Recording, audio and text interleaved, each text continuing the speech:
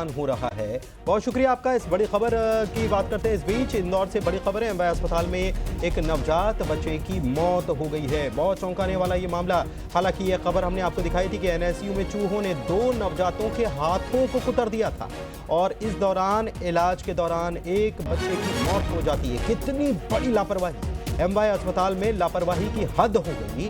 कई सालों से यहां पर पेस्ट कंट्रोल नहीं किया गया था। बताया गया कि 5 साल पहले पेस्ट कंट्रोल हुआ था और अब टेंडर की बात होने लगी जब यह मामले का खुलासा हुआ। चूहों की चहलकदमी और उनकी धमाचौकड़ी जो है एनआईसीयू में, वो कैमरे में भी दर्ज हो गई।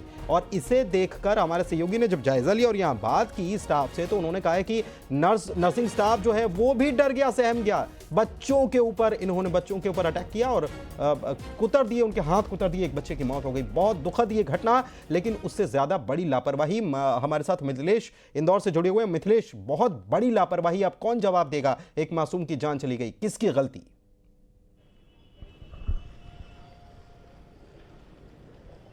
जी बिल्कुल सही कहा आपने। ये बड़ी लापरवाही और ये बड़ी लापरवाही प्रदेश के सबसे बड़े सरकारी अस्पताल एमवाय हॉस्पिटल से सामने आई थी। ये बच्चे पीडियाट्रिक सर्जिकल वार्ड में भर्ती थे।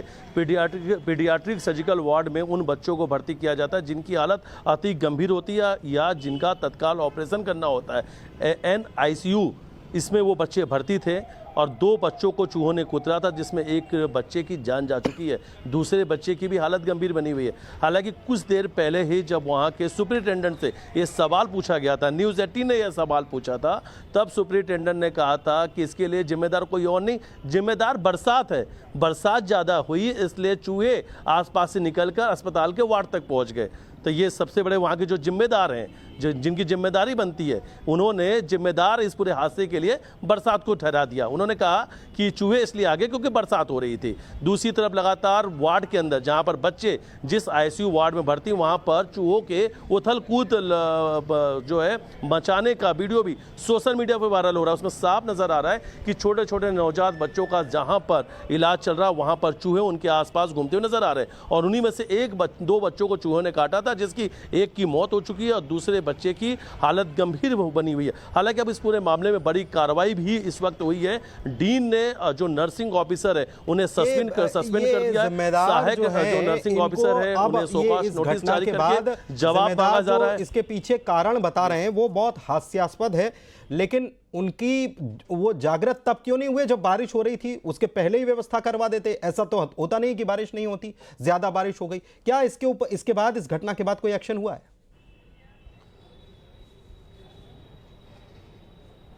देखिए, अगर एक्शन की बात की जाए तो अब बच्चे की मौत के बाद में एक्शन शुरू किया गया। अब एक्शन लिया जा रहा है क्योंकि अब इस पूरे मामले में, इस पूरे घटनाक्रम में एक बच्चे की जान जा चुकी है। अब शोकॉज नोटिस जारी किया जा रहा है। नर्सिंग जो स्टाफ ऑफिसर है उन्हें सस्पेंड कर दिया गया है। जो सहायक नर्सिंग स्टाफ ऑफिसर उनको शोकॉज नोटिस दिया जा रहा है। अधीक्षक को से सवाल पूछे जा रहे हैं। डीन सवाल पूछ रहे हैं कि पेस्ट कंट्रोल आखिरी बार कब कराया था और अगर चूहे वार्ड तक पहुंचे तो कैसे पहुंच गए, इसका जवाब कौन देगा? लापरवाही किसकी? ये लापरवाही आपकी बनती है। प्रथम दृष्टया ये नजर आता है। अब कहीं ना कहीं अधीक्षक से भी सवाल पूछे जा रहे हैं, लेकिन सबसे बड़ी बात है कि मासूम की मौत के बाद ही ये सवाल पूछे क्यों जा रहे हैं। पेस्ट कंट्रोल की बात उठना भी जरूरी है, ये उठना भी लाजमी है, क्योंकि पेस्ट कंट्रोल का नाम भी सबसे बड़ा भ्रष्टाचार होता है। पेपर्स की बात की जाए तो, अगर दस्तावेज डॉक्यूमेंट की बात की जाए तो अक्सर इसमें आपको नजर आएगा कि एमवाय हॉस्पिटल के अंदर सब कुछ ठीक हो रहा है। हर 15 दिन 1 महीने में पेस्ट कंट्रोल हो रहा है, तमाम व्यवस्थाएं ठीक की जा रही, दुरुस्त की जा रही, लेकिन पेस्ट कंट्रोल के नाम पे भी भ्रष्टाचार हो जाता है। यहां तक भी भ्रष्टाचारी जो है